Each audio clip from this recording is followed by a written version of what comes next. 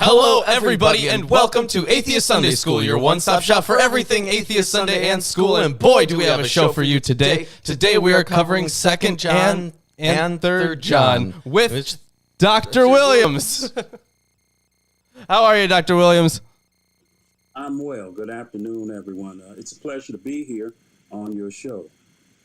Well, it's a pleasure having you on. I know, so for anyone that doesn't know, Dr. Williams was my professor for religious studies, of course, and he's an awesome guy. Honestly, one of my all-time favorite teachers.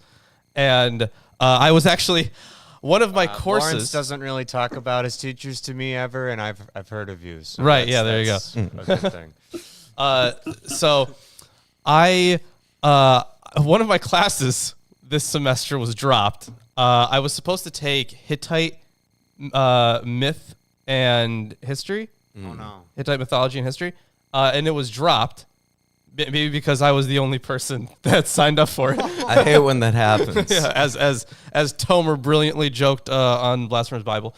But the I was, and then I was like, okay, so what can I replace this class with? Because I still need, to fill up those credits. So I looked to see what you were teaching, but that class is already full. So I was like, I guess I'll go with another classics course, I guess, because I haven't taken enough of those yet. No, you need more classics. Yeah, for some reason I learned a dead language, and Sorry, go ahead.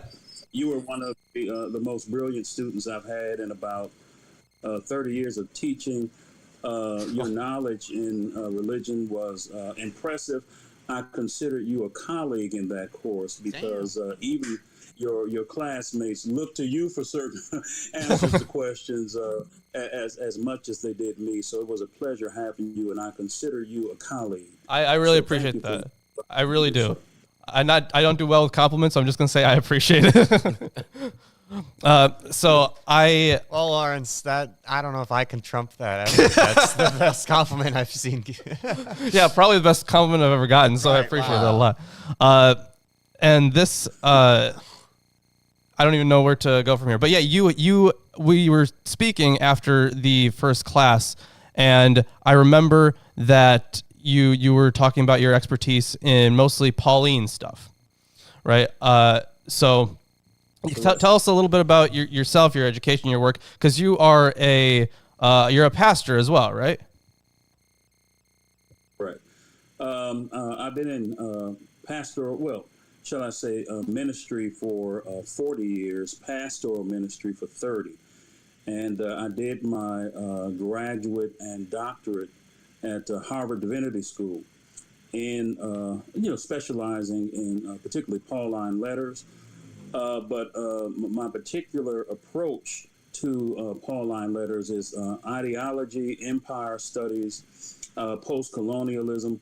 I read critically the letters of Paul, sometimes through cultural criticism, but certainly my most beloved approach is ideology because it gets behind intentions and the use and abuse of power through language. So that's basically some of the work I've done. And recently I've completed a book which is looking at the ideology of the cross, how it was used by colonial empires in the 15th century, the language of Christ's death and suffering to promote empire building and exploitation of indigenous peoples and their lands. Yeah, I remember the language of the cross. Yeah, I remember we were talking about that a little bit. You gave me some examples, and it was really interesting. So really waiting on that one to come out. I'll definitely make sure to pick it up. And you were telling us before the show, I don't know if this can be public information, about your potential work on Philemon. I just signed a contract this morning. The new Oxford Study Bible is coming out. I think it's the 7th edition or 8th edition. And recently, because of some of my work on Philemon, I've been invited to write the introduction and commentary notes for Philemon in the new edition. So I'm excited about that. Yeah, that's pretty amazing stuff. Maybe one day I'll get there to where I'm being invited to do stuff like that. But either way, today. See, I haven't been encouraging you. I have been encouraging you to do that, so I hope you That's do. true. That is true. He has been. We also hope Lawrence does that.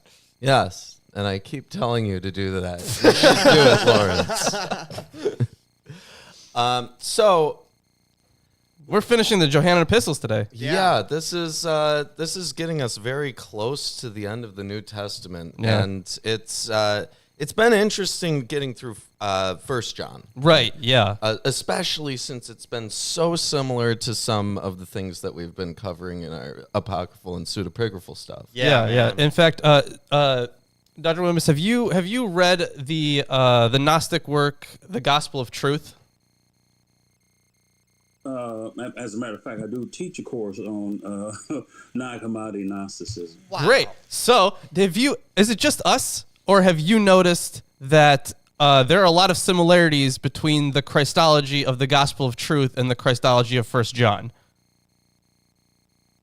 Ways, yes. Some have suggested. Raymond Brown did a reconstruction of the Johannine community, and he argues at the fourth stage. He has a 4-stage kind of schema, but at the fourth stage, you have the Johannine community merging with Gnosticism, and a portion of the community merging with what he called the larger church under Petrine authority. That's why you have, at the end of the Gospel of John, you have the author trying to negotiate the relationship between the beloved disciple and Peter. So when they merge with the larger church, he argues they also had to deal with the leadership of Peter. See, that's interesting. Although I think we kind of through our readings, it seemed like there were more and more splits in this Johannine school of thought. So you had like from the Johannine school, right? Have you considered that those little splits might actually be mergers? Yeah, that's interesting. So the way that we were reviewing it was you had like this Johannine school, and then one strand gives you like the one strand would be like the school of thought that gave you the Gospel of John, and then another one would be the like the letters. And but then even in the letters, it's really clear that they're speaking against like probably a docetic sect, right? So you had a docetic sect that broke off of the Johannine community because they were one of us kind of thing. And then when reading the Gospel of Truth, which isn't, I don't know, would you call it docetic? I wouldn't. No. So the that seems like because in language it's so similar to the Johannine epistles that in actual theology is more similar than anything. So it really does seem like, and I know it's hard to date a text like the Gospel of Truth, like really hard. In fact, probably not possible. But it's it just, yes, to us it kind of seemed more like more breaks, more disagreements instead of unity. But that is a really interesting hypothesis. Yeah, I've thought about the fact that, well, I'm sorry, I'll let you talk in a second, my bad, guest. But I thought, maybe a whole bunch of accommodations were made throughout texts in order to incorporate more into the system instead of exclude more, because Gnosticism's obvious ultimate downfall was the exclusivity of it, and the hidden nature can't spread quickly as opposed to incorporation techniques. So, wow, that was a long sentence. I'm out of words. Well, first of all, we remember that Raymond Brown is providing a reconstruction, not the reconstruction that can't, that trumps all others. So from his reading, this is how he constructed sort of the Johannine tradition. So it could very well be that there were several mini splits, which is not uncommon in the ancient world. And that I think, I don't know who was speaking, but that sounds correct, that Gnosticism, some scholars suggest, was kind of an intellectual movement.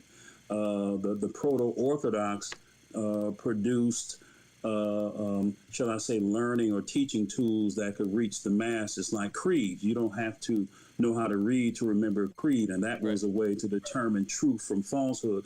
So it was a different methodology. They wanted to cast the net broadly, but in certain traditions of Gnosticism, they were more exclusive. You had to have this, in some traditions, a kind of Gnostic experience of truth or some kind of engagement with knowledge in order to be a part of the group. So it was not open for everyone. Yeah, like we started reading the Revelation of Adam this week, and it seems like they're reinterpreting, of course, the Adam and Eve story. Yeah, that's that as Gnostic truth. like I'm thinking here, Gnostic truth, whatever it is, Knowledge, right? Right. Well, that was another thing Right. about It First fractions, John. though, right? It breaks up. Right. That's another thing about First John. Right, because of it seemed very similar in its account at one point About to the life Cain. of Adam and Eve. Yeah. Right. Because Cain was like the son of Satan in the Johannine text, but then in other texts he is the son. Well, he's the son of this evil god, the god of this world. So I believe there's multiple texts which Yeah. like exclusively say that, or explicitly rather say that Eve was defiled and that her first offspring were of either a demiurge type figure or directly a Satan. Yeah, one of them was the primordial error. Remember that, and all those other things. yeah, one of them. Yeah, One of them was that. That was a weird text. Those Gnostic texts are a trip. yeah, aren't they? Oh man. All right, so we kind of did like this whole big introduction for the Johannine texts a few weeks ago when we started the Johannine epistles. But we will introduce our books. So I have the King James Version of the Bible. I have the English Standard Version of the Bible, and what do you have, Dr. Williams? I have the New Revised Standard Version, the Oxford Study Bible. Perfect. Let's see what else we got here. We also have the Jewish Annotated New Testament and the NIV Study Bible, which is it's so traditional. Yeah, it is very, very traditional. So we also have Erdman's commentary on the Bible. We have from the New Interpreter's Bible and the New Testament Survey. We have from Hermenia, the best commentary series. We have from George Secker, the Johannine Letters. We have the Greek New Testament, a textual guide to the Greek New Testament. And off camera, we have multiple texts of the New Testament, one by Metzger, one by Allen and Allen. Yeah. We also have forgery and counter-forgery, historical Jesus in context, Josephus. Septuagint, Josephus. Yeah, we have a whole bunch of stuff on off camera. Yeah, everything we might need, hopefully. And the thing is, it just piles up, guys. There have been times, though, even with all of this, that I've had to pull out my phone and Google something. Right, yeah. Unfortunately, we can't put our entire library on. There's like what, 1, 2, 3 pretty stocked shelf lines. Yeah, 3 down shelves. here, and then your house has. Oh, mine is almost entirely filled up. Yeah. I had to get two new bookshelves, and they still don't all fit. I'm not even kidding. I had a bookshelf. It got filled up. I bought 2 more, filled them up, and I still have books I can't fit. I'm just glad that I took all of that Islam stuff over here. It fills up so much space. Yeah. Okay, so yeah, here's an introduction from George Strecker in Johannine Letters on 2nd John. well, hold on, because I think you'll find this entertaining. Will I? Okay. The introduction from the NIV Study Bible just says, the author is John the Apostle. Obvious similarities to 1 John and the Gospel of John suggests that the same person wrote all 3 books. And it has a little comparison chart of, it looks like 4 verses in 2 John with 4 verses in 1 John. Oh, okay, sure. And, it says it's probably written about the same time. That's just John on that side. Yeah. That's John. That's 1 John. That's 2 John. Oh, I see. Okay. Yeah. It's on the other side. They're in columns. Yeah. It says that it was written about the same time as 1 John The thing by is, John. The thing, well, Right. probably not by John. This commentary is so useful. Thank this you. is the quality of the NIV Study Right, Bible, wow. is that it just consistently tells us that It's John. it's John. John did it. It's from John's It says time. that about all of the Johannine epistles. Right. It's like Probably not the same guy. It's like screaming it at you. Thanks, I get it. And I wonder at this point what it would say for Revelation, because a lot of like the very traditional reading of Revelation would be like, oh, that's written by that John as well. It's like, it's not written by that John. It even suggests that it's not. I would satisfy your curiosity, but we'll be covering that when we start Revelation, and I don't want to spoil it for you. True. What are your thoughts on authorship here, if you have any, Dr. Williams? Mine follows fairly the standard consensus among scholars that this is not the author of the Gospel of John. He does not identify himself as an apostle, but in 2nd and 3rd John identifies himself as the elder. So many scholars suggest this is an elder in Asia Minor who wants to continue, in his view, the truth of the Johannine tradition.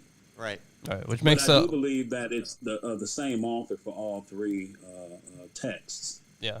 But That's essentially what I. Not John. Not John, right? But it's a different guy. Oddly enough, not the disciple or apostle. Right. Probably maybe just a different guy named John. Yeah, that's a very common name. It could be. So there actually is an apologetic included in this commentary for the bit about an elder.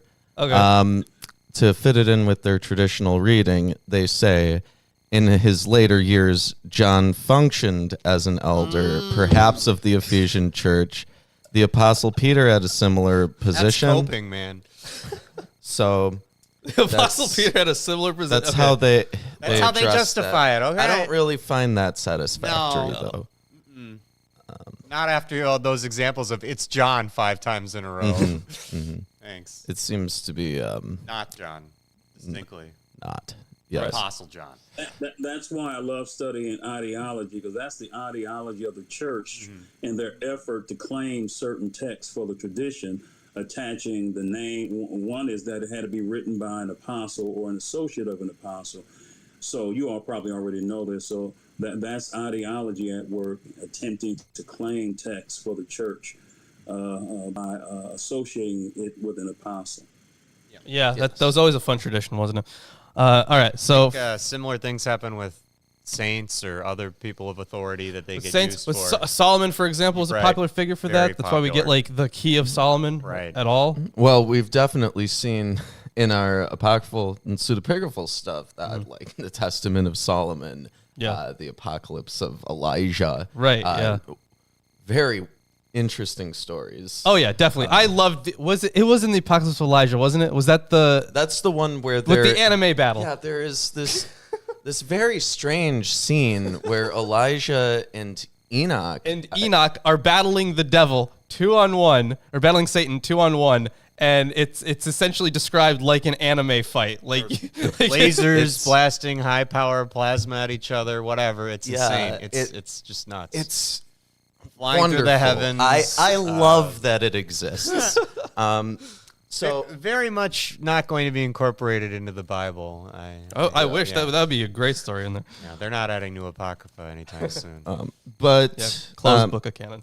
on the structure of this, now unlike 1 John, 2 John is actually a genuine letter with an opening address and a closing greeting, which we really did not see in the last. Didn't feel like a letter. Epistle. No, it did not feel like a letter. It felt a bit more like an essay. Yeah, You're right. Yeah, More like a public speech, maybe. I could see essay. I could see 1 John serving a number of roles. Oh yeah, because it had like I noted this in the introduction that it had a number of writing styles even within it. Or sorry, not writing styles. I don't know what the right term to put on it is, but like it had like rhetorical speech, for example, like in order to convince you. It had like didactic speech, like so it had like everything in there. So it could be used. It probably was used for a ton of purposes. Yeah. Though the one thing that I have to wonder if it's ever been used for liturgical purposes, is it would seem strange, wouldn't it? If 1 John was used for liturgical purposes? Yeah. Well, why don't we ask the guy who's probably had the most experience in that? Yeah. interesting, and my experience is limited. Is not high church, where you do have certain liturgies that are designed with readings throughout a 3-year, a lectionary where you include several texts from the Old and New Testament. But the Gospel of John and the letters of John have been used primarily for teaching purposes, instruction in, if you will, the truth of the gospel, but rarely is it read, say, in Scripture for, worship purposes. So I think you all are correct. It's not used as much as some of the other writings related to Paul, for example. Yeah, and definitely, I think Paul plays such a huge role. Massive. Like arguably on the level of some of the bigger figures, like even Moses. on the Jesus level, Yeah. almost. Yeah. He In terms of isn't influence? venerated to the same degree within the Christian tradition, but like I'm his sure some contribution, subsects, yeah. literally, His wi- contribution to Christianity is essentially what got Christianity popular. Yeah, it's like, how many cities did he get kicked out of? Jeez. Yeah, there was a big debate in the 18th century in German scholarship. I remember reading an article several years ago, Give Me Jesus, Not Paul, because of Paul's influence in the church. Some consider him the founder of Christianity. Right, yeah. Interesting. Yeah. I could see how he's that influential. He is. to Like, some. I would think he is the could. founder of Christianity because Jesus, he was all about, like, hey, well, I'm not here to abolish the law. Like, he was still like, hey, you should be Jews, but there's a better way to be a Jew. Yeah, in and then fact- Paul was like, listen, I hear what you're saying, and I'm going to let you finish. But some people have taken this position that I have to be somewhat extreme, but I really do think that at least the Jesus that we see in Matthew, for example, he's really at his core a fundamentalist, Torah-following Jew. And what he encourages is a fundamentalist, Torah-following Jewish lifestyle. It's very different than what you see in Paul, where like he says that you don't need to get circumcised. I mean, that's very different. yeah, well, the thing is, Jesus was, he did a lot of subverting of rabbinical teachings. Yes, he did. So, like, it's not entirely out of the question. It's not, but I think one of his major complaints that he brought up continually about the Pharisees was that they were adding new content onto the law, which was not already there. Right. I'd say it depends, because some of the Gospels stated it more like he was reinterpreting or expanding the context of the interpretations of Jewish canon and law. Yeah. Like he was like, yeah, that's true. You're supposed to not do any work on these days, but that lady's going to die if you don't do any work, so I'm going to help her. And I didn't really do any work to help her. I'm telling you that, okay? It's me. I'm God. I can define that. That was an interesting, basically, his argument. Yeah, I can define that, yeah. Though, as we covered in the commentary...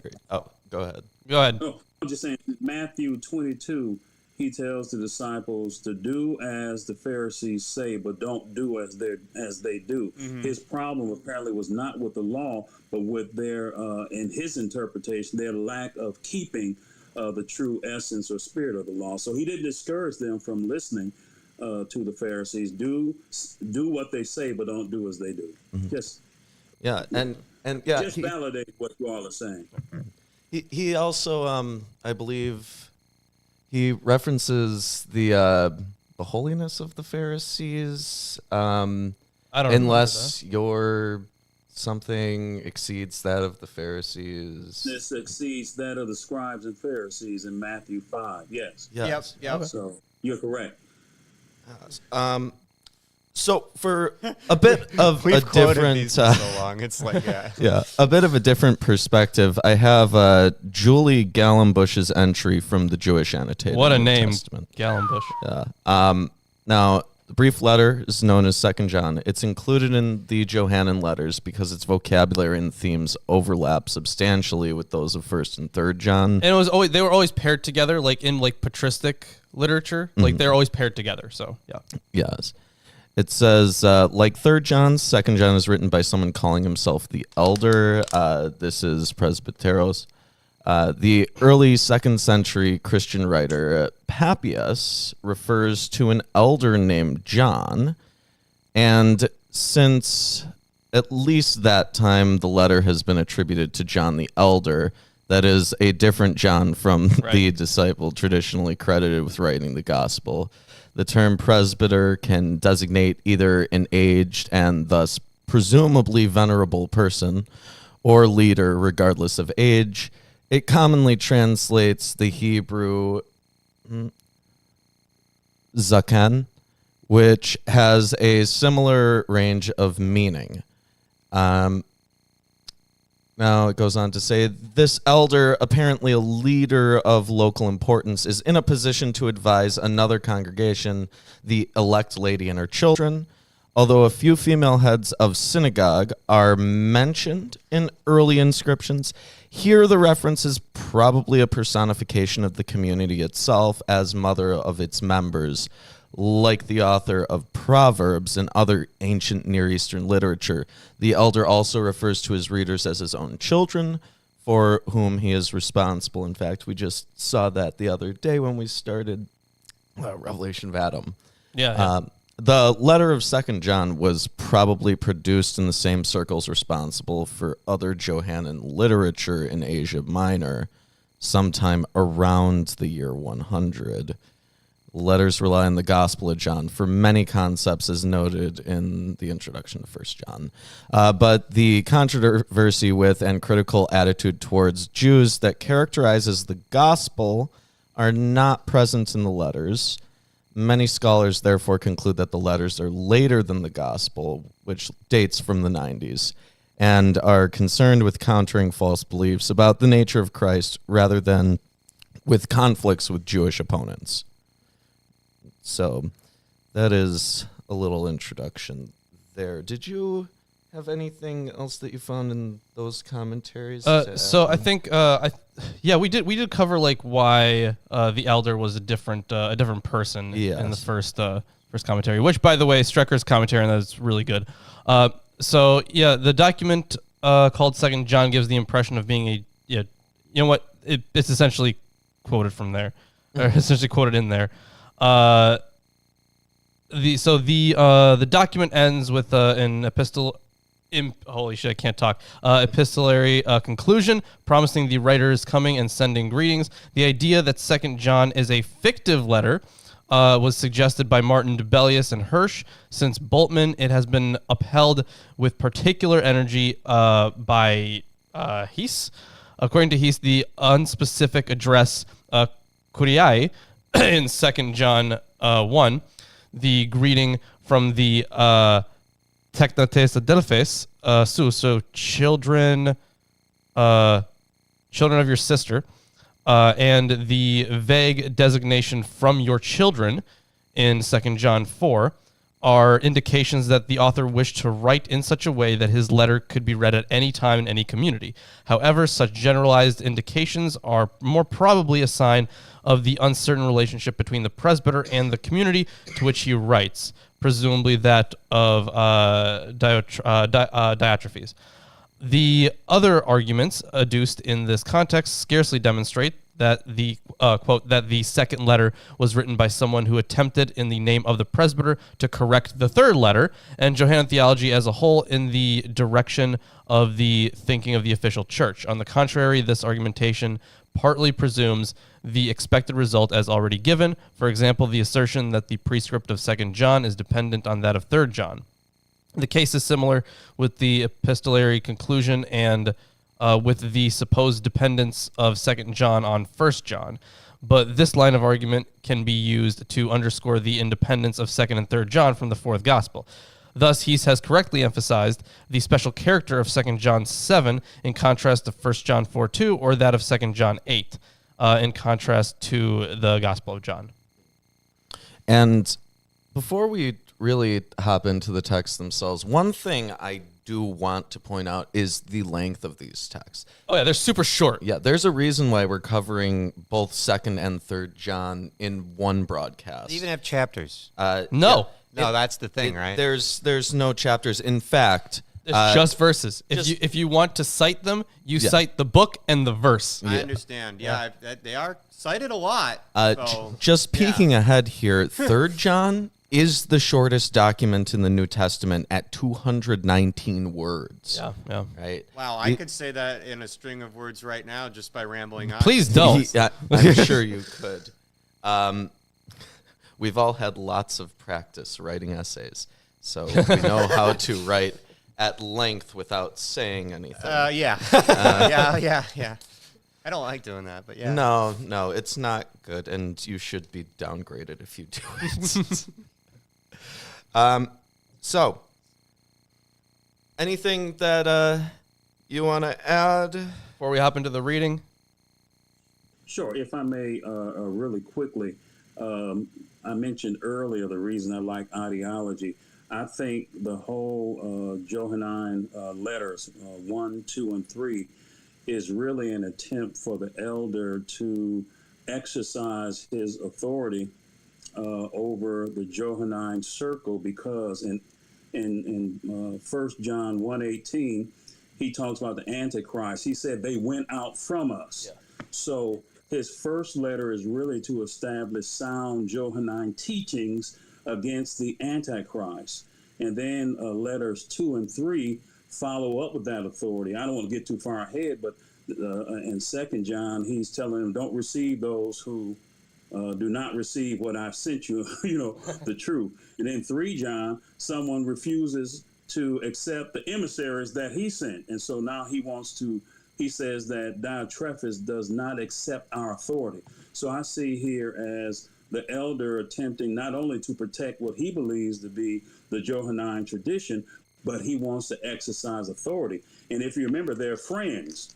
Jesus in John said, I no longer consider you, servants, but you are friends. And so if they are the circle of friends, who's wrong, he or Diotrephes? Because he wants to exercise authority over the community. So that's all I wanted to share as we get into these letters. So we'll have to keep an eye out for how that authority might be exercised and in what direction it might be going with this text. So, without further ado, I'll hop into the second epistle of John. Take it away. The elder unto the elect lady and her children, whom I love in the truth, and not I only, but also all they that have known the truth, for the truth's sake, which dwelleth in us and shall be with us forever. Grace be with you, mercy and peace, from God the Father, and from the Lord Jesus Christ, the Son of the Father, in truth and love. So here we have our introductory greeting. And I like the little Christological note there, introducing Jesus as the Son of the Father. Yeah. Because a lot of the time, like in other texts, we just say that he's the Son, but they're like, okay, let's be a little more specific. He's the Son of the Father. So that I like the interesting Christological note there. However, this so the elder to the elect lady and her children. So this does seem more specific than what was because in my introduction here, like one of the hypotheses that it was here's like a more general kind of note that you could say to anyone, but I don't know, the elect lady and her children. That could be a few things, especially if you interpret a lady in a certain way, right? So it is where is it here? The presbyters. I want to skip to the actual lady part. All right, so it is a true community letter, as is clear from the address, which designates the community to whom the letter is written as the community itself is the elect lady. In the New Testament, believers are often regarded as the community of the elect. Thus, an individual congregation can be thought of as elect. The Christian community has been chosen by God's intervention in the world, by the Christ event in which God's mercy is revealed.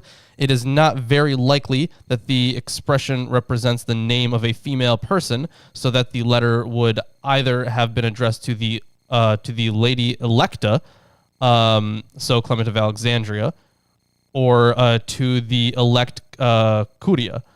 It is also improbable that the letter is to a nameless woman called Honored Lady, since the address to this elect lady corresponds to that of the children of your elect sister, and therefore suggests a metaphorical sense. Again, because of the positioning of those greeted over against the sisters who greet them, this cannot be an address to the whole church. Rather, one should think of a particular Christian community, even if it is not possible to establish with certainty that the author has a house church in mind. The community addressed is, in any case, within the circle of influence of the presbyter and his school. Now, there's a very different interpretation here. First, I want to point out the linguistic note that...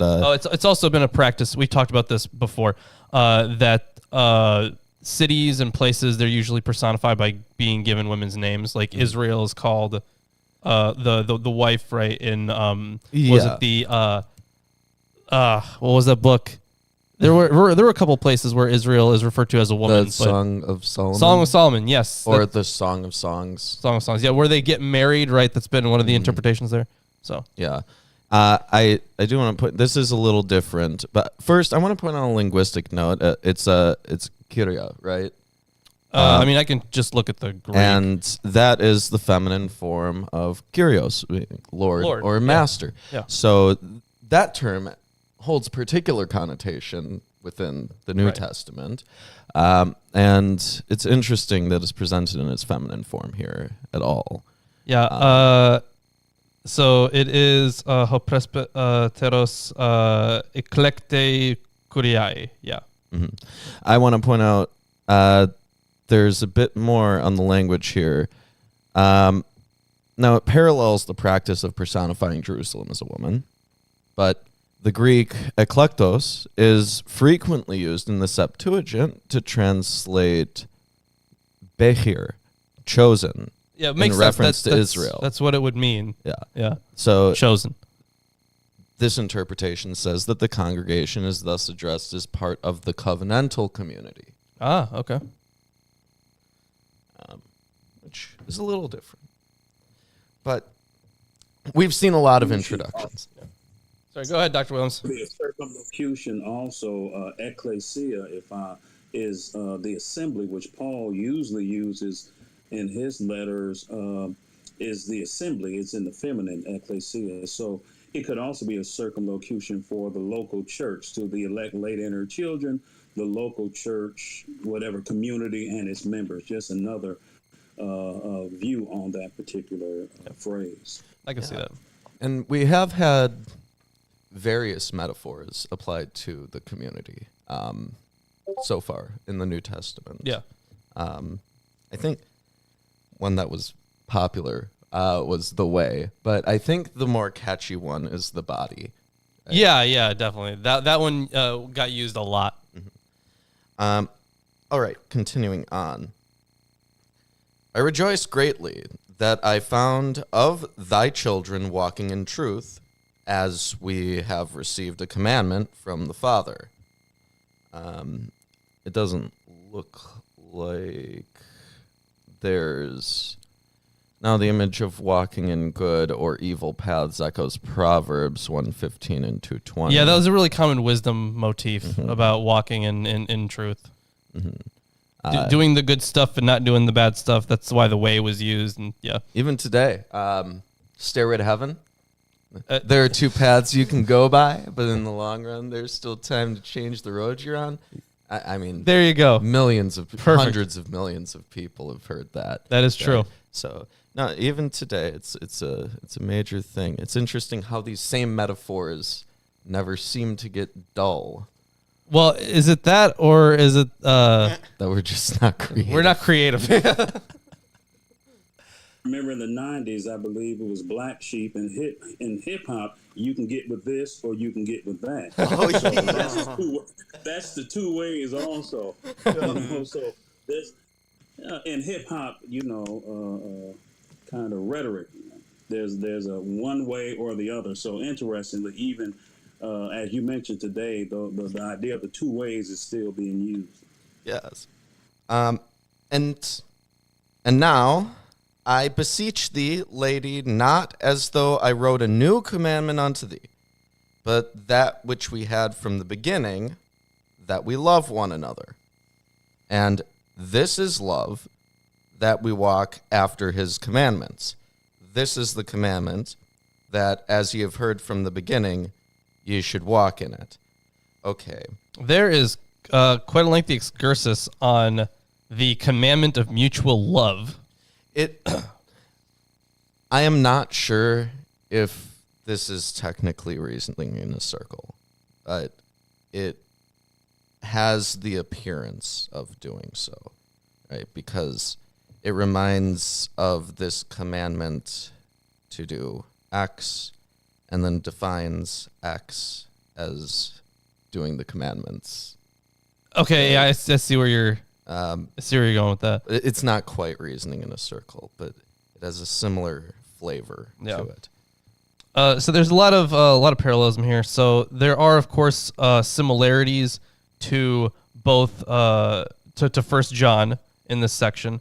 I think, let's see here. So 1 John, just to remind people, 1 John 2, 7 through 11, Beloved, I am writing you no new commandment, but an old commandment that you have had from the beginning. Let's see, verse 8. Yet I am writing you a new commandment that is true in him and in you, because the darkness is passing away and the true light is already shining. Whoever says, I am the light, while hating a brother or sister, is still in the darkness. Mm-hmm. And then there is a parallel thing in the Gospel of John as well. This thing about this new commandment that What verse? So John 13, 35 through 34 through 35. I give you a new commandment, that you love one another, just as I have loved you. You also should love one another. So that's not only an errated version of the same kind of idea, but at the same time, it doesn't start it off by saying, oh, this isn't a new commandment. This says, here is a new one. I think that these are In John. different contexts, and that Sure, different context. I guess that makes sense. it Fair enough. would make sense that we would. See I don't remember the entire difference. context of John 13, to be fair. So The context of John 13 is actually that Jesus is speaking before this feast of the Passover, when he's about to, die. I see. Okay. That is a very, very different context. Yeah. Under which he gives the same message, which he's given multiple times. Sure. Yeah. To be fair. So even at that point, I don't think that it was a particularly new revelation to them to be doing that. I think it gets brought up prior. Sure. So, yeah. Also, I want to point out, there's no need necessarily to take every statement literally. Right. There must be some wiggle room with figurative language, even figurative language that we don't understand. Whoa. Unknown unknowns? It could be. Yeah, they happen. Yeah. You've never seen one of those. Yeah. But he says this is love, that we walk after his commandments. Now, prior, we had sin defined as not doing that. I don't think we've had love explicitly defined as this before, have we? Well, we in a way we kind of have, right? Because we have already covered that passage in 1 John and then the one in John itself. So it already has kind of been there, but this is just putting it in slightly different words. So many scholars actually do regard John 13, 34 to 35 as a secondary interpolation. However, the love commandment was already anticipated in 13:15, and the style is clearly Johannine. Moreover, the possibility that sayings fragments can be extracted from their context is not a decisive argument in light of the additive style of Johannine composition. The fourth gospel is also acquainted with the idea of something being from the beginning and the witness of the disciples that is associated with it. which we have discussed. I just think that there's something to how he defines love literally as the opposite of sin, right? Because to sin Right, is yeah. to not follow the commandments, but love is to follow the commandments, right? So it must play a very important role to him. Yeah, I can see that. For many deceivers are entered into the world who confess not that Jesus Christ is come in the flesh. This is a deceiver and an antichrist, which we've had plenty of references to in 1 John. In fact, I think he even says not to pray for them at one point, which I thought was so brutal. But look to yourselves that we lose not those things which we have wrought, but that we receive a full reward. Whosoever transgresseth and abideth not in the doctrine of Christ hath not God. He that abideth in the doctrine of Christ, he hath both the Father and the Son. Okay, so he's proclaiming exclusivity within his tradition to access to God. Basically. Interesting. In the early church, there were three ways to understand Christology. One was that Christ was totally human. You have some Ebionites, some Jewish believers who, to maintain the unity of God, suggested that he was in the flesh. And you have some kind of adoptionist Christology. He was adopted by God as his son, as his baptism. You all familiar with that? Or that he was totally spirit. And some Docetic traditions would pick that up along with the Gnostics, or that he was both flesh and spirit, or human and divine. So, there's only three ways. So when he talks about the doctrine of Christ, in my understanding, he's saying we got to maintain that the category of his humanity and divinity. And if anyone sort of departs from that, then they're an antichrist. So what do you all think? Just a suggestion. Yeah, I think it's specifically, I think from the language being specifically an attack against the Docetists makes the most sense, because it even starts off in the section that Jesus Christ will come in the flesh. Very specific about that. And I think that, if we take 1 John just as an example of something that was happening at the Johannine communities. Right, yeah. Right? Then it seems like that is something that they would be very concerned with at the time, probably. Yeah, like don't listen to these guys, all right? They're crazy, all right? They got it all wrong. Yeah. And that's continued, by the way. That's just happened over and over again since then. Yeah, essentially in many different ways, but yes. Okay. If there come any unto you, and bring not this doctrine, receive him not into your house, neither bid him Godspeed, for he that biddeth him Godspeed is a partaker of his evil deeds. Right, yeah, because he's a jackass or something. This is very similar to what I pointed out before about that call not to pray for someone. Right, yeah. But here it's extended even to what I would consider something like well-wishing. Right. Exactly. You know, in the city, and people will ask for change. I'm sorry, I don't have change. Well, God bless you. So he's saying, don't even say God bless you or Godspeed. Just let them go on their way. That's how dangerous he feels even associating with them can be for the community. Yeah. Absolutely. That's dangerous. Yeah. To the community. I think this stands in stark contrast to the universalism that's more characteristic of more contemporary forms of Christianity. Right. Now, Eric Wander with a gifted sub, gifted membership. I'm thinking of Twitch, where you gift subs. Yes, this is a gifted. Landon's got a membership. That's awesome. Wow. Congratulations, Landon. Now you can use the B-mote. Yes. For people who give us $1 or $2 a month, they have access to an emoji that's just a little bee. Yeah. Because once we have I know this. I don't. We're like indoctrinating him into this. Okay, so we have this this thing that we do on the show. Whenever we run into the word behold, Oh yes. we shout behold. That's right. And the thing is now that became behold, but we emphasized bee. So now our mascot is a bee, and it's on like much of our meta. merchandise. Very meta. Yes. Okay, we're right at the end here. Yep. Having many things to write unto you, I would not write with paper and ink, but I trust to come unto you and speak face to face, that our joy may be full. The children of thy elect sister greet thee. Amen. That was different. What? The Yeah. children of thy elect sister greet thee. I've never seen that. So maybe he's sending this from another place. That kind of sounds like, because if they are all elect siblings, Yeah. right?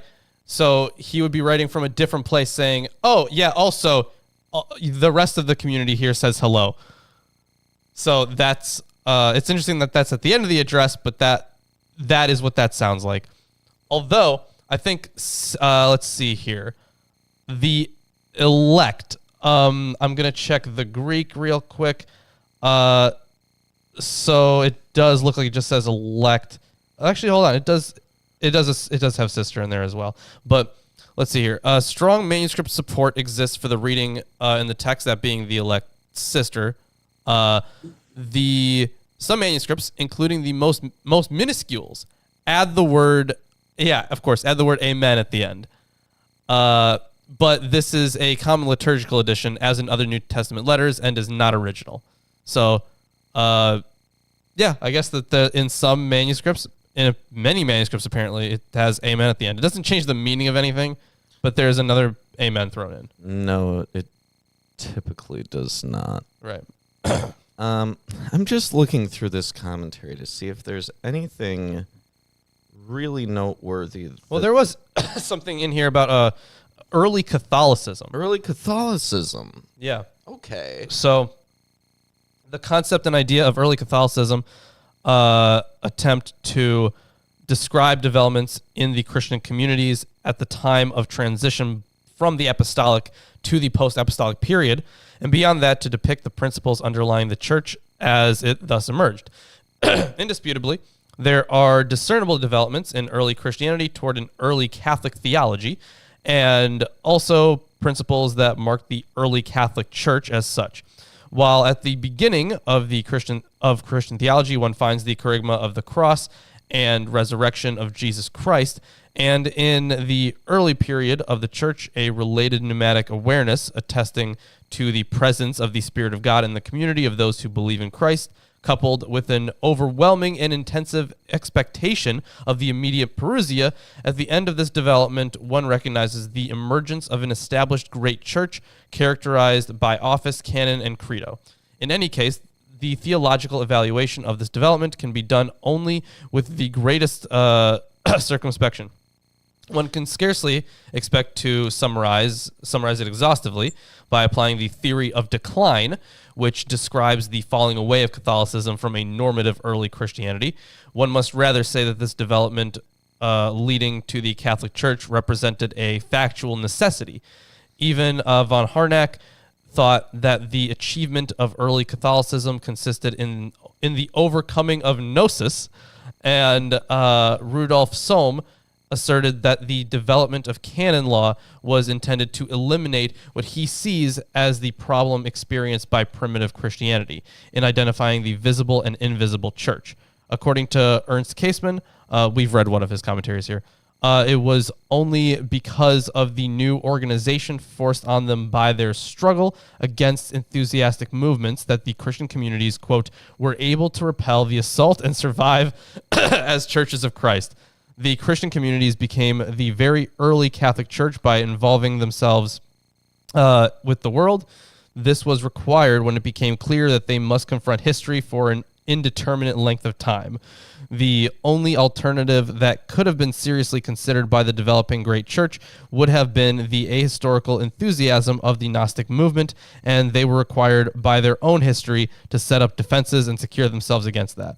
Which, by the way, is what I've been arguing for a long time, that the reason that like the modern Trinity doesn't actually make logical sense, like if you take like the one that I forget what it's called, but it's the one where it's like, you know, the Son is God, the Father is God, the Spirit is God, and Right, because you see, can through a syllogism demonstrate that A is not A. you can if you use those premises, you can prove that God is not God. Yes. And that's an even bigger problem. Right, because that violates the law of non-contradiction. Right. And the law of bivalence. So I think the reason that it is it is illogical at this point, like by definition illogical. I think the reason for that is because within the history of Christology, they have backed themselves into a corner where they're fighting heresies on this side, heresies on that side, and they've essentially, it's exactly what I said. They argued themselves into a corner that they can't escape now without accepting some heresy. Mm-hmm. Well, the way they were able to get out of that conundrum is not through, well, they tried. You had Tertullian, who really developed the doctrine of the Trinity, but it was by canon, creed, and clergy. That was noted in the Hermeneia commentary. The only way to combat heresy, they couldn't do it on an intellectual level, so you develop a canon that exclusively validates what you believe, creeds for the unlearned that they can repeat and know, and then clergy who exercise authority. And so it seems to be the case in the 2nd century where you have a community of believers that's really based on friendship. They call one another friends. But now you have an elder trying to exercise clerical authority over communities not even under his jurisdiction. So do not even receive those who come to you and who do not bring this teaching. So he's trying to determine who's really in. This is also a part of early self-definition. You define yourself against an other. So when you read that, it alerted me to the fact that, they're trying to become established over against those who have a different teaching from them. That is, the elder at least. And so I see this really, as I noted, as an exercise in his own attempt to gain authority over the community. Send a letter out once the community split, determining who's in and who's out. The antichrists are out. And now I'm going to follow up my authoritative statement with an exercise, a demonstration of my authority. Don't even receive those who do not bring this teaching. Don't even receive them into the community. But 3rd John is going to be a response to his act of attempted authority. Excited to see that one. Yes, but before we proceed any closer to 3rd John, I want to point out here, because I'm kind of going back and forth on how close this is to Jewish tradition. Okay. Right?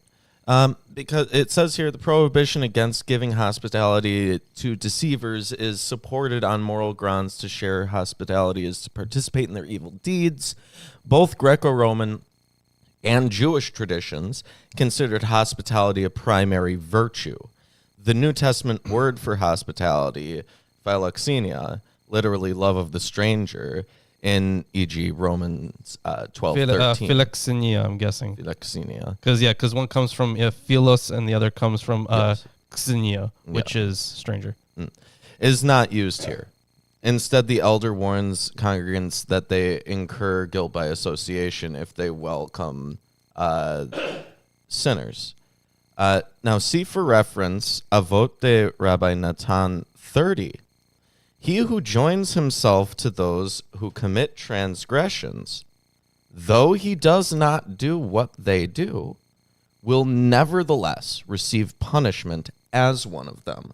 So there was some present Jewish tradition which would be somewhat similar, I think. But Because it seems very far from the tradition that created those sanctuary cities for people to go to while they were awaiting a fair trial. True. Although it is noted here that complete joy in Jewish tradition is the joy of the Messianic age. Yeah. That's my commentaries are tapped out. That's everything that they have on 2 John. So Now we have to have your opinion? Oh, man, I don't know. Yeah. So any closing thoughts on 2 John? in 2 John, I would say It sounds really familiar. Like, it's how long ago it was that I was forced to go to church or whatever when I was a child. it's too short. It was Yes. quoted a lot. It's really short. I think that's why the pastor liked to read 2 John. Yeah. Wait, hold on. You're telling me your pastor read 2 John? Oh, wow. Really? More than once. This is very familiar. No, Wow. I guess it gets them out of there faster. He was pretty Gets him out liberal. there faster. He was pretty liberal, Father Ken. He didn't like to, give long speeches except about his vacations. Oh, wow. He didn't like to give speeches about Jesus. Jesus. Who's Yeah, this yeah. Jesus guy? Yeah, but I really do mean that it's too short. It's too short for me to say anything lot. definitive about like what community without the context of 1 John. Yeah, this would be This- just the letter to yeah. like love each other.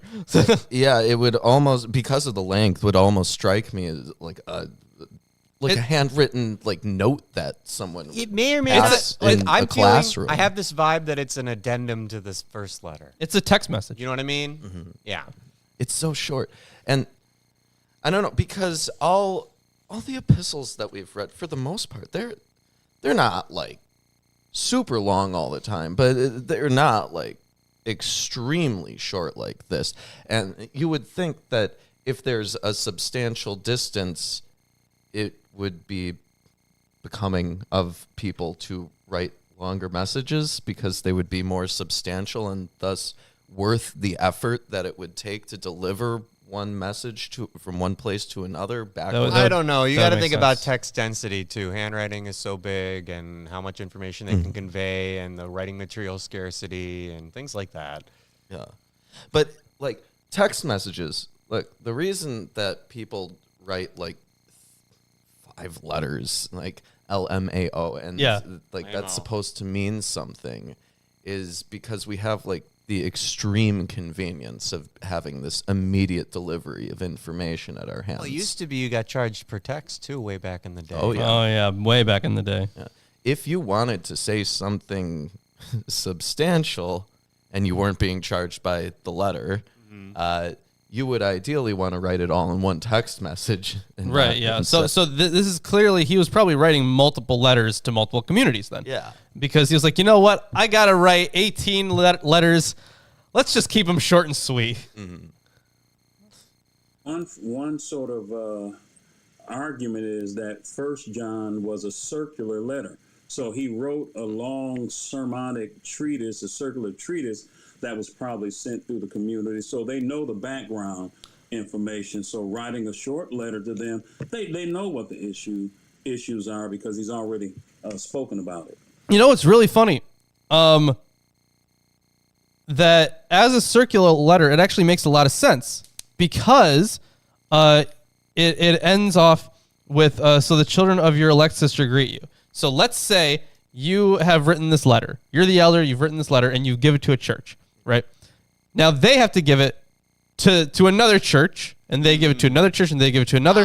But so it's for always propagating it's always going to purposes, end. Yeah. They're always going to get the letter and be like, the children of your elect sister greet you. And it would make sense no matter from which church is being sent. Right. Yep, it's for spreadability The purposes. That vagueness makes sense. allows it to be applied in more situations. I could see that, yeah. Yeah, but I have to wonder what the procedures were like on these things, right? Sometimes they were dictated. Sometimes they just could be written.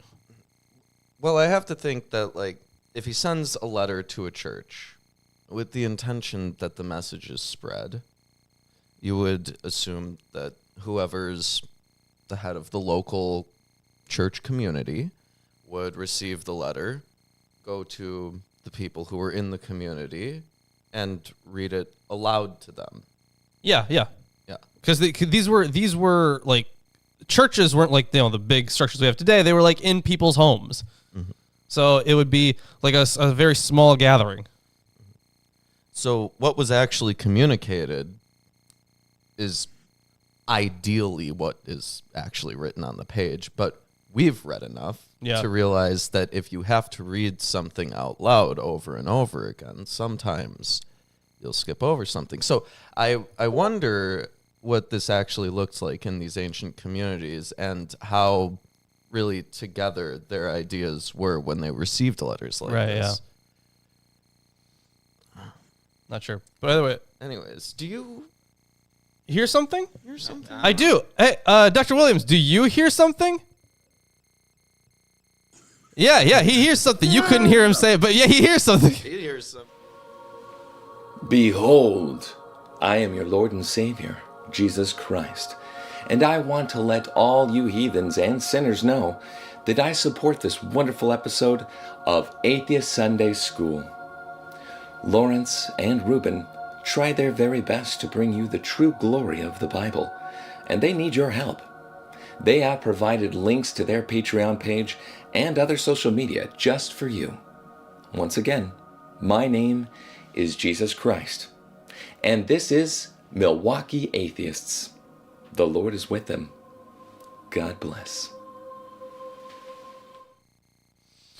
And we're back. Look at that. Jesus, thank you. Maybe you have a little bit of insight into how exactly this text was circulated. I think we kind of need that guidance from you right now. Yes, Ryan, you're right. Reuben has disappeared, and oh my God, so is Dr. Williams. Holy shit! Yes, they've been ascended. They have ascended. I never do. I'm here. No, yeah, he's I go pee during different times because I can. Right. No, what do you mean? They're being ascended. No one's peeing. They're ascending. It's just No one's going to the bathroom. They are going up to the Lord. Right. Don't you see? Well, how much more do you have on this very short amount of text that we have here? For as I've heard, this is the shortest text. You have returned in the New Testament. Was there no water in there? Oh, I'll go grab it. It's fine. That's fair. Whatever. There was no water in heaven. No water in emptied heaven. the gates. Beware the flood is coming. They got rid of all the oceans in heaven. That's right. They were like, we've had enough of these oceans on Earth. None of those. So we need to get a new one. New set of waters. Wow. Yeah.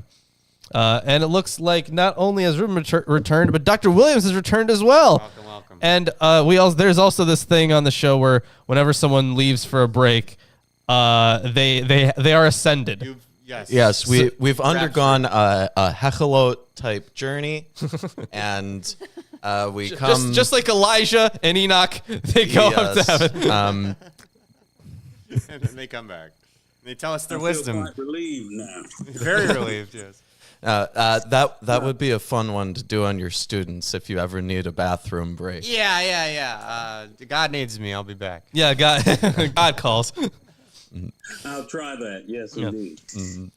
All right. Well, this is going to be a very short book. What do you want to guess that the NIV says about it?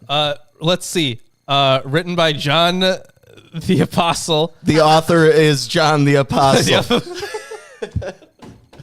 Classic NIV. Yeah. Of course, there is actually something interesting here. Okay. It says its occasion and purpose. Itinerant teachers were sent out by John, were rejected in one of the churches in the province of Asia by a dictatorial leader, Diotrephes, who even excommunicated members who showed hospitality to John's messengers. John wrote this letter to commend Gaius for supporting the teachers and indirectly to warn Diotrephes. So that is their interpretation. Huh. Yeah, so in spite of the differerences in the addressees, the kinship between the two letters is remarkably close. Both retain the same Johannine language and style. The terms aletheia, which is truth, techna, children, and agape, love, occur in both letters, and the word exerkestai is used for the false teachers or the itinerant community members. The same phrases appear. There are word-for-word correspondences in the prescripts and the conclusions.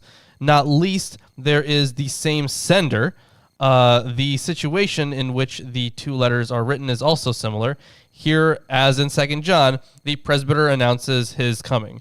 In both letters, it is said of the addressees that they walk in truth, and an independent charismatic lifestyle or the activity of itinerant preachers is presupposed both for false teachers and with regard to the brothers and sisters who are sent out.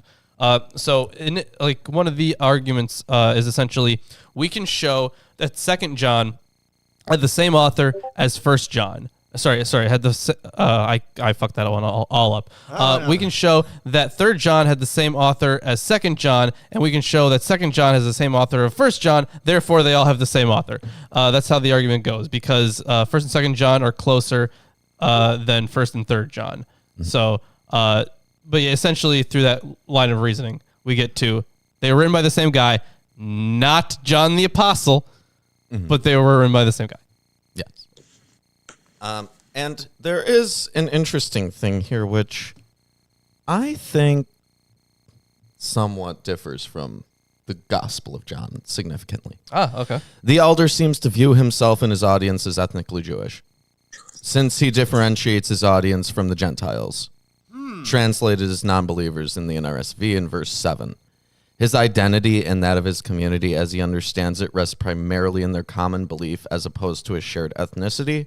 They are all brothers who testify to, walk in, and are co-workers in the same truth.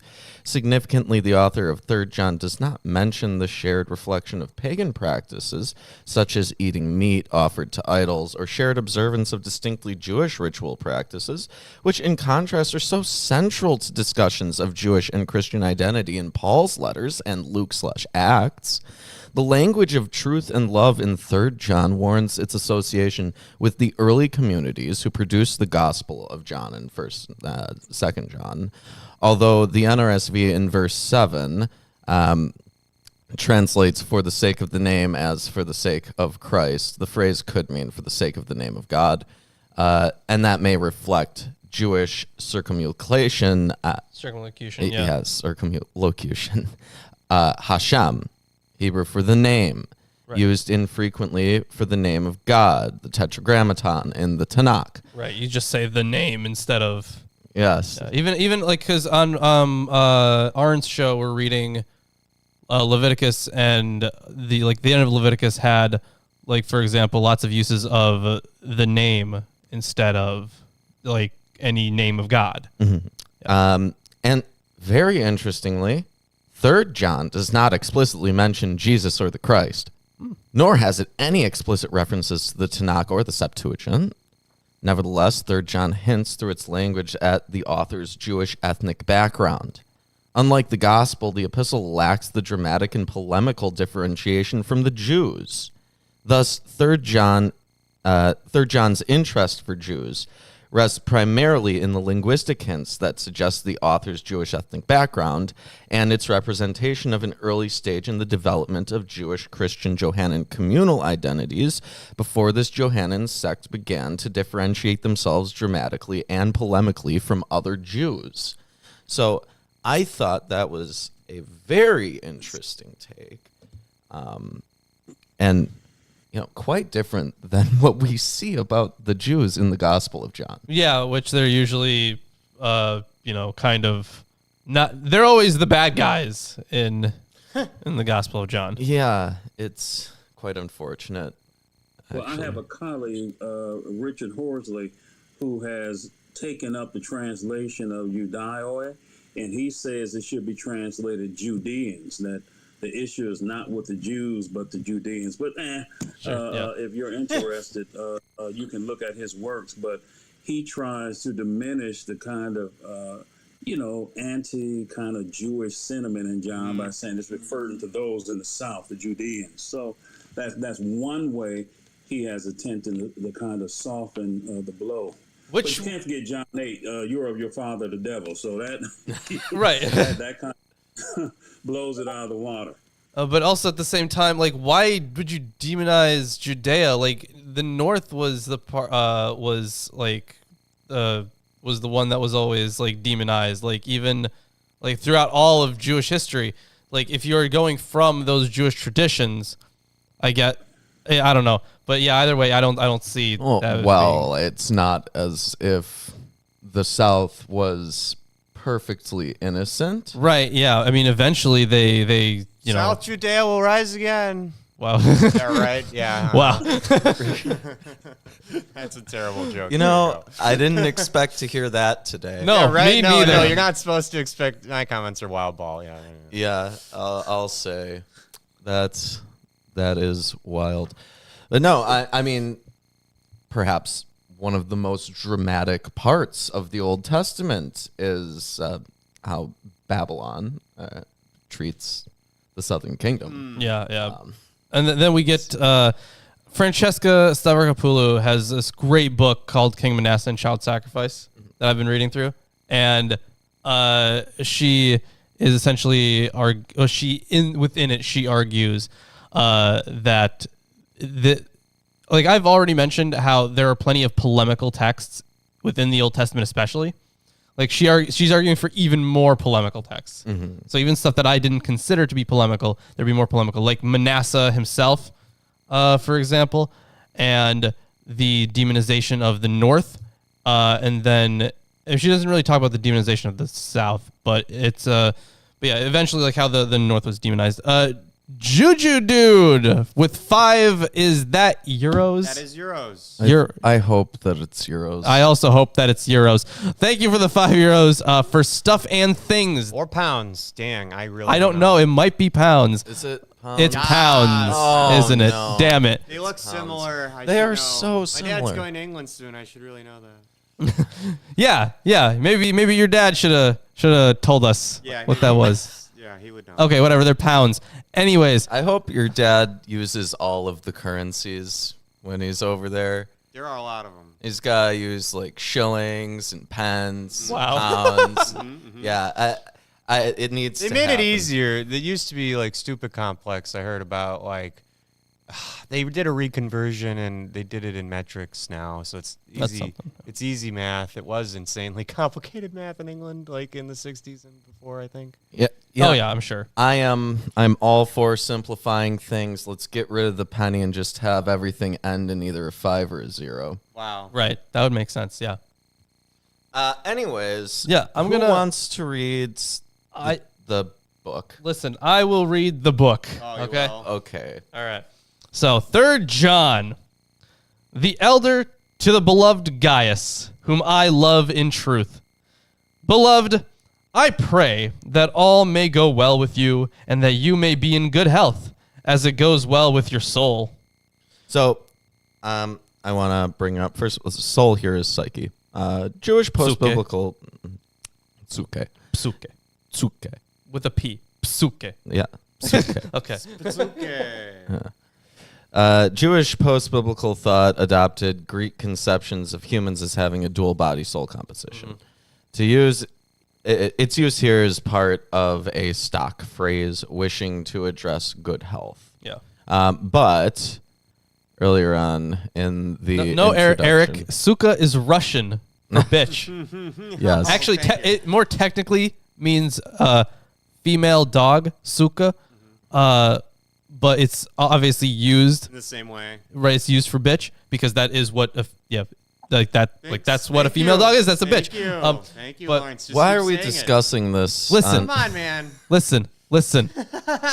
And then there is another word, stierva, which has the actual connotation that you are more likely to get if calling someone that. So Wow, thanks for saying that. you're welcome. Okay. So these commentaries, one of them says that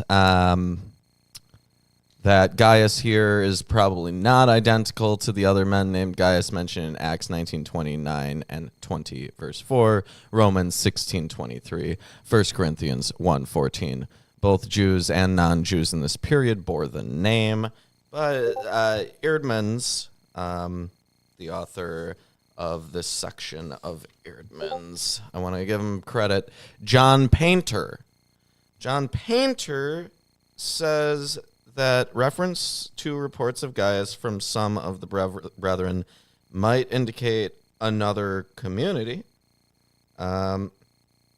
It's the three letters could provide evidence of a circle of churches making up the Johannine community. Which mentioned, yeah. On the other hand, it's more likely that the brethren were traveling missionaries.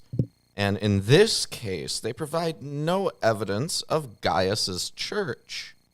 He is addressed as the beloved, which fits our author's affirmation of his love for him. But we don't really have that much about Gaius. We do have other Gaiuses. Yeah. But nothing to indicate who this would be. So continuing on. For I rejoiced greatly when the brothers came and testified to your truth, as indeed you are walking in the truth. I have no greater joy than to hear that my children are walking in the truth. Beloved, it is a faithful thing you do in all your efforts for these brothers strangers as they are, who testified to your love before the church. You will do well to send them on their journey in a manner worthy of God. So, for these brothers, are these the senders then? What verse? So that is verse, be verses 5 and 6. Verses 5 and 6. It doesn't mention the emissaries that the elder sent out with his circular letter, and that Gaius received them and their testimony, although they were strangers, as it says, to him. So apparently word has gotten back, at least to the elder, from some of his emissaries, that Gaius well received them when they came to his community. What if he's in a community with Diotrephes, and now the elder wants to link, if you will, arms with someone in that region who may be able to apply pressure on Diotrephes? So he sends him this wonderful letter. You are my beloved. You received the brothers. They were strangers to you. So I don't want to get too far ahead, but it seems to be the case that whatever Gaius did was very pleasing to the elder, and he wants to reinforce that bond that was established through his emissaries. I see. Yeah. So the emissary explanation then would make the most sense. Yeah. I also think it's interesting, like, he's kissing up to him at the beginning here, like, very much so. Oh yeah. And it's very much like a foot in the door strategy. Like, I'm going to kiss up to you. By the way, I want you to do something for me, and you're such a nice guy. Right. Yeah. Yeah. Right. But here he refers It's usually what I hear when people want my money. I want you to check the Greek for verse 5. Verse 5. Okay. Because the NRSV, which the Jewish Annotated New Testament uses as its translation, translates this as, "Beloved, you do faithfully whatever you do for the friends." Though in... Well, no, it says Adelphus and strangers. Or it says, sorry. So it says Adelphus and Xenus. So brother and this stranger. Even though they're strangers to you. For the brother and this stranger. Yeah, that's how that would be translated. Mm-hmm. And so it says friends here, which I suppose in either case they're still referring to the community here. Just to these people, yeah. I just thought that there would be a different term that they would use. No. No, I suppose not. Why don't you continue on then? Will do. For they have gone out for the sake of the name, accepting nothing from the Gentiles. Therefore, we ought to support people like these, that we may be fellow workers for the truth. I have written something to the church, but Diotrephes, who likes to put himself first, does not acknowledge our authority. So, I want to point something out because there's a disagreement between these two commentaries about this. The NIV Study Bible interprets Diotrephes as a dictator, right? As essentially a corrupt leader of a different community. The Jewish Annotated New Testament just says that he is a community member who snubbed the elder. So one has like this Machiavellian view. One of these sounds like an elder blackmailing him, and the other sounds like the elder wanted to blackmail him. Right. Well, it's just such a dramatically different interpretation between these two. I wonder, does Hermenia say anything substantial? It probably does, but it looks... Dr. Williams, did you have a note on this? Yeah. It depends on your reading. If you're reading with the elder, then you agree with him that something is wrong with Diotrephes. But if you read against the elder, maybe something is wrong with the elder because he didn't say he didn't accept our teaching. So he doesn't accuse Diotrephes of any false teaching. He accuses him of not accepting his authority. So maybe Diotrephes may be standing in the right here, depending on whether you want to read with the elder or with Diotrephes, because he's not in some kind of doctrinal disagreement with the elder. He's against him exercising his authority over his community.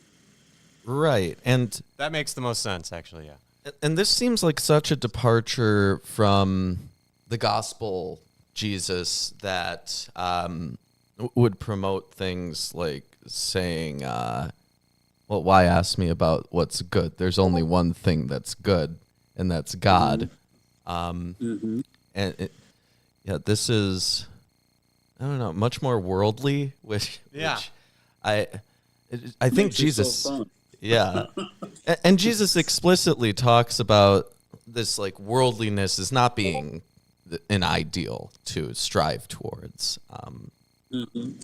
So it looks like this is like one of those, at least from Hermenia, there's a quite a big excursus on this and how there's a history of debate on this, and it ranges even from Walter Bauer to Ernst Käsemann. And Walter Bauer was he wrote Orthodoxy and Heresy in Early Christianity, and this was written before the discovery of Nag Hammadi, and he essentially was like, trying to reconstruct what early Christianity would have been like, and he wasn't like totally right on everything, but he was on the right track.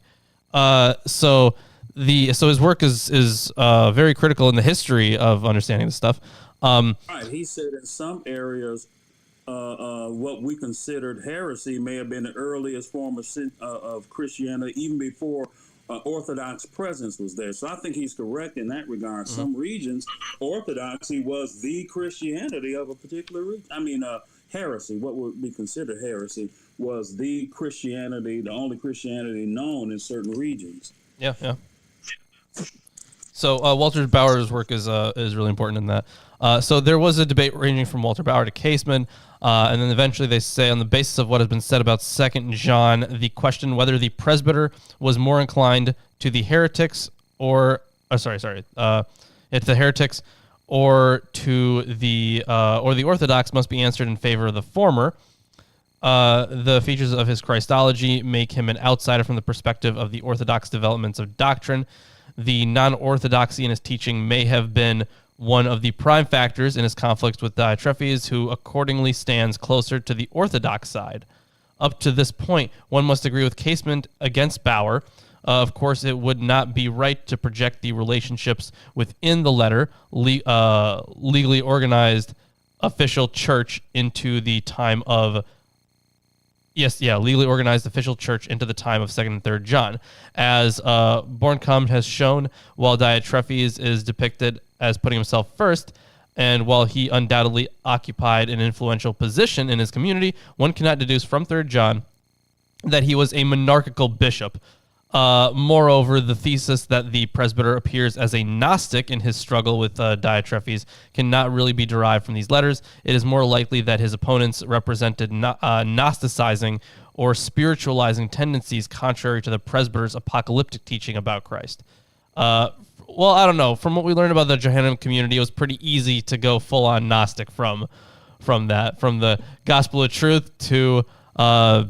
It's easy for us, Right. And that's something that we have to keep in mind. Yeah, we have the Friday apocryphal bias. Right. We have a lot of bias. We come from a point in time where we can't help but being exposed to some of these ideas, so we don't Cultures know. latch on to this stuff so much and leak it in the media. It's Yeah, what would be intuitive to these people is Doctor's got a point here. perhaps a bit beyond me. Yeah.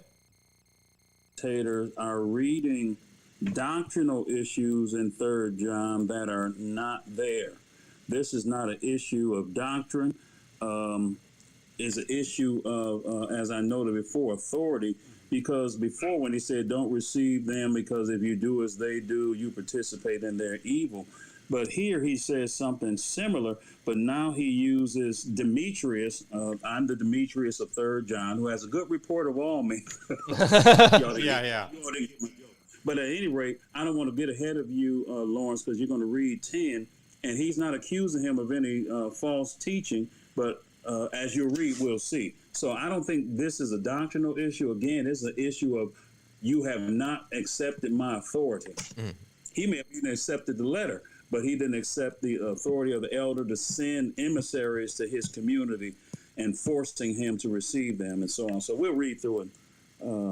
Hopefully, at least my view, my kind of interpretive view will be clear. All right. So if I come, I will bring up what he's doing, talking wicked nonsense against us, and not content with that, he refuses to welcome the brothers and also stops those who want to, and puts them out of the church. It does sound like he's shit-talking him. Well, I mean, he is kind of shit-talking him, yeah. But, so it doesn't... I don't get this in my Bible study. I love it. Yeah, this is the best Bible study, I think. Well, we try to be very entertaining and educational. Yes. Yeah. You know, though, we've had similar smack talk before about different groups of people in different We've even had like a texts. back and forth basically at one point. It's kind of interesting. But it's remarkably rare for just one specific person who doesn't show up anywhere else, right? You think about when they have these like almost cruel like jabs that they have at other groups. You must have think that he's done something terrible to offend him. Well, no. Yeah. What I'm saying is, usually when you see these kind of cruel jobs, you'd see it in like the prophets, where they talk about like, "Woe unto this group of people and that group of people, and this terrible thing is going to happen to them, and won't they be sorry for what they've done?" Yeah. And that's not usually directed at a specific individual, right? No, we've gotten down to the council level. Like this group of elders is bad, or like this village is bad. Even Right, yeah. We've honed Well, in. no, we have ways. We have had direct attacks against specific people. We have. And the thing is, these Nebuchadnezzar, maybe Nebuchadnezzar, Yeah, let's for go with example. that But one, yeah. Nebuchadnezzar is a character who plays a role in more than just a few verses where he's not mentioned anywhere Right, else. right. Okay, It's yeah. true. It's true. This is like one of the wives that gets brought up for one verse. Oh, Ezekiel's wife? Ezekiel's Yeah. wife. It's Just- one verse, and then Ezekiel's wife died. That's Right. all we know about her. She was also never- there. Yeah, The she was o- there. Yeah. The only thing we know about her is that she died. All right. The only thing we know about this guy is that we hate him. Like, I think the important thing is that Ezekiel was married. Right, yeah. Right, there you go. The thing is, this does seem like it stems from a doctrinal issue. Otherwise, I don't think they would have, or he would have specified that he refuses to welcome the brothers and also stops those who want to and puts them out of the church. So I think this disagreement probably on authority, sure, but it's at least stems from some doctrinal issue. Maybe on a personal level, I don't know. Maybe it is, right? Because you can break off from a church just because you don't like the authority. Well, so that's totally possible too. So He But says also the that authority. he Yeah. expels them from the church, right? yeah. This would not be an intelligent thing to do at the beginning of a religion. No. Well, the thing is, they probably didn't view it that way. No. Was the thing. No, they would view them specifically here if he's leaning on his ethnic Right. Jewish So, like, if heritage. the intent of this letter is to grow leadership, then of course you want to snuff out the guy that's stifling leadership and kicking people out. And so it seems a lot about authority too in that regard. Like maybe this guy shouldn't have that privilege to do that. Yeah, but I mean, you have to consider the position that they're in. There are established communities here that are following this belief system. And that means that not only has this belief system spread, but it has been able to gain a foothold in certain areas, which is a major thing. This is when he's starting to get missionaries that are very serious, who are probably about spreading the word about their beliefs. And so he's now encountering someone who not only threatens his authority, but literally is expelling people from the church, which reduces their numbers. Right. He's got to be thinking of this essentially in terms of, what can I do to get rid of this guy? Right, exactly. He says all these bad things about him in one of these commentaries you said here, right? Where he's basically listing off every bad thing a person could do and saying this guy does that. Mm-hmm. Yeah, this does seem kind of like the polemic is that this guy has it's true. He doesn't acknowledge my authority, but he's starting his own thing. Right. He has the ability to kick people out of a church. Now, what's one thing that you can do to stop such a person? Church crashers. Church crashers. Like wedding crashers, but with church? No, God, you no. write a short document which very clearly smears their name that can very easily be circulated around quickly to different members of the community, right? And you tell him about this And guy. this one's even more vague because Right. this one it ends with the friends greet you.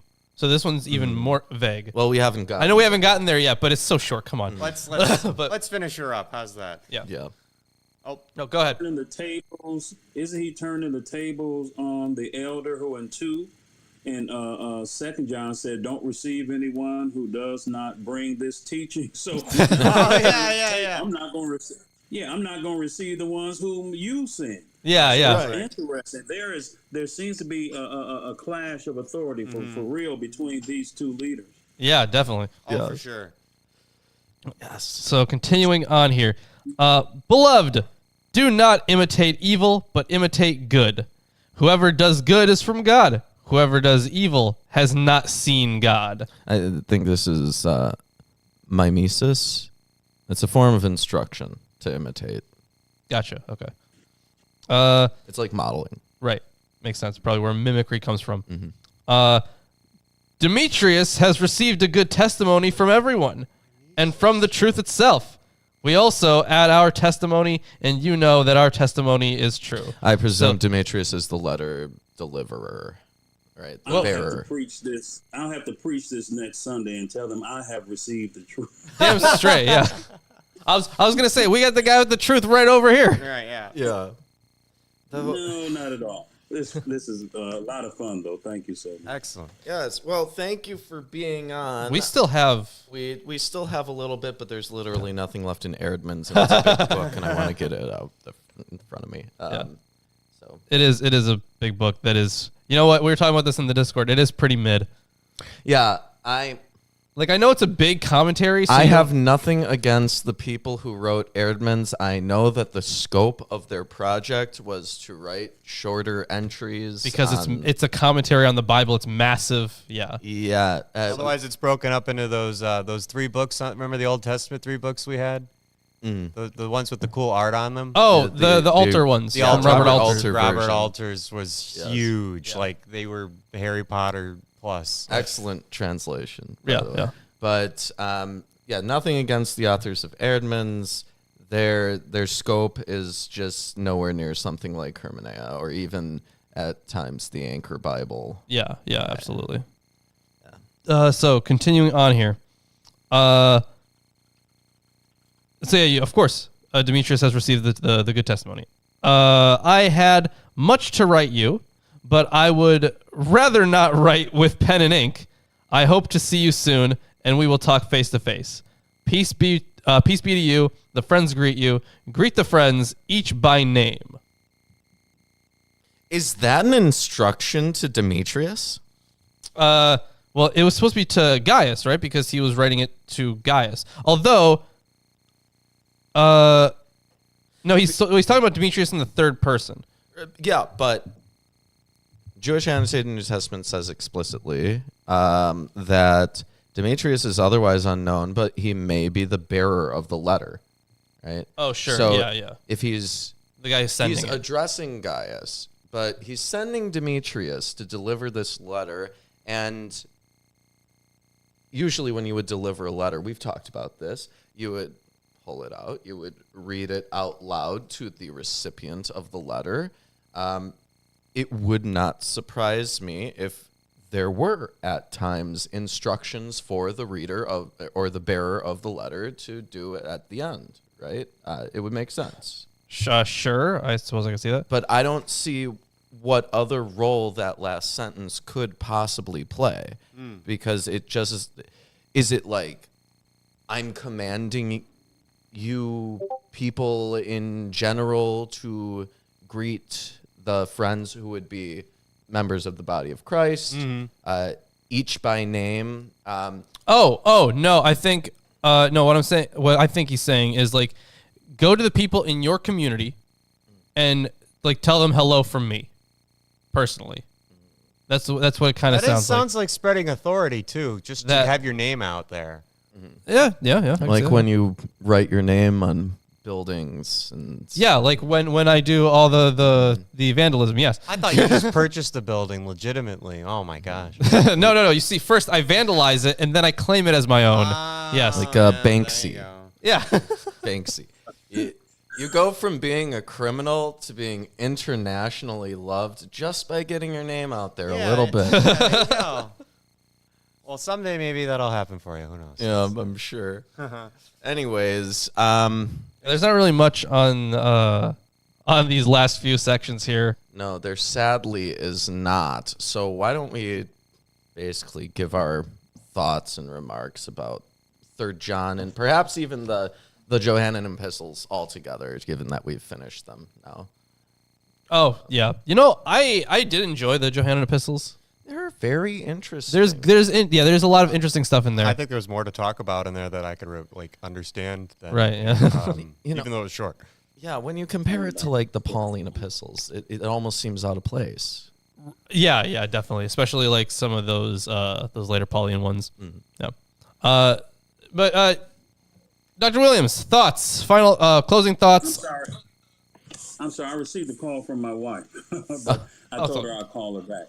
So, no, I just think this is a fascinating collection of writings, and what you all are doing in terms of opening up understanding of these letters from a critical perspective is extremely important for readers or hearers who are interested in understanding early Christianity. So I am just absolutely privileged and honored to be a part of your show today, and thank you so much for inviting me. Well, thanks for coming on. Thank you so much for being here. Have a little cold and what have you. So Yeah, and, well, anytime you want to be on, you just let us know, because let us we have another show. We have our Friday show where we do readings of apocryphal texts. So Yes. that's been quite a bit of fun. We've read a lot of stuff on that show. We're God. actually we're not actually running out of works. We're just running out of places to find works. So like Okay, so you read Nag Hammadi, New Testament Apocrypha, So, Old Testament Apocrypha, here- Pseudepigrapha. here is the Nag Hammadi scriptures, book of them right here. Yeah. We also have the Old Testament these pseudepigrapha publications, the Charlesworth publications. then in there's both volumes. in both there they volumes. are, And yeah. we also have a number of separate texts that Yeah. each have, and a couple of other like big collections. Right, yeah. Already read the Dead Sea Scrolls. So there are, I don't know how many of the texts we've read were part of the Dead Sea Scrolls. We've had references in our commentaries to where the Dead Sea Scrolls may differ from Right, yeah. The current canonical. Yeah, because I have a copy of the Dead Sea Scroll stuff, at least the non-biblical stuff. I have actually, is it? Maybe some of it is biblical. I have forgotten, but I have some. I have a commentary from Wise, Abig, and Cook on it, commentary and translation. So it's a pretty recent one, so I think it's pretty good. I've used it for multiple videos. So I'm not sure how much of it contains like full text, because a lot of it is broken. A lot of it is broken text. But if it's like, another version of like, say, Isaiah, right? Do we What want does the Enochian texts fit into? I'm not entirely we read those sure. too. The and then Enoch texts are pseudepigrapha. They're pseudepigrapha. Well, Okay, yeah. all right.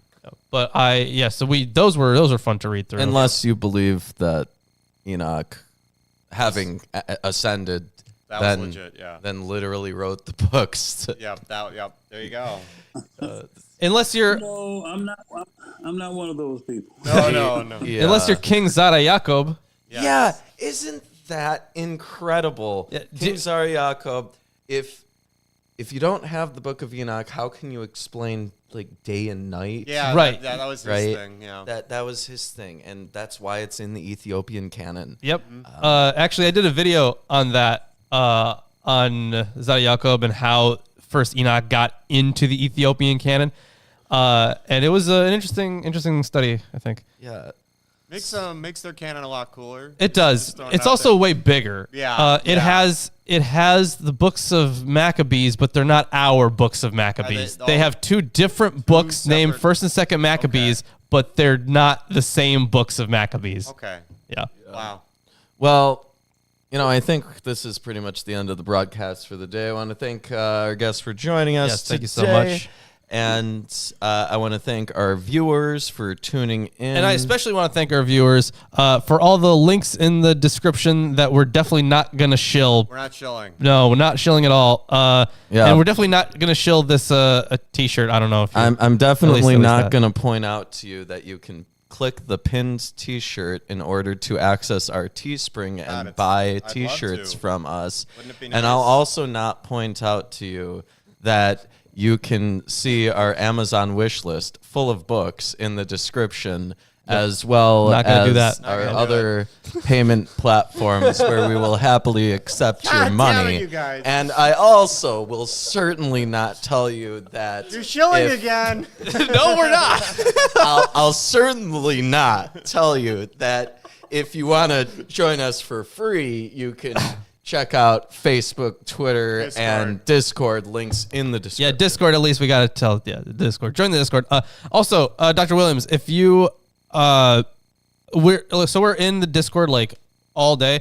So if at any point you want to like post something, there are different channels. Like if you discover something really cool or you want to talk about it, There's a Bible channel. yeah, there's like a Bible section, or there's like a religion, there's humanities, like a whole bunch of stuff. You can peruse through it. I'd say But- we have a relatively good Discord too. So Yeah, so this is essentially a giant forum, and if you have anything you want to say at any point, just go ahead and share some information. We'd love to have you active in the chats there. Much will do. All right. So chat, I suppose we will see you on Friday.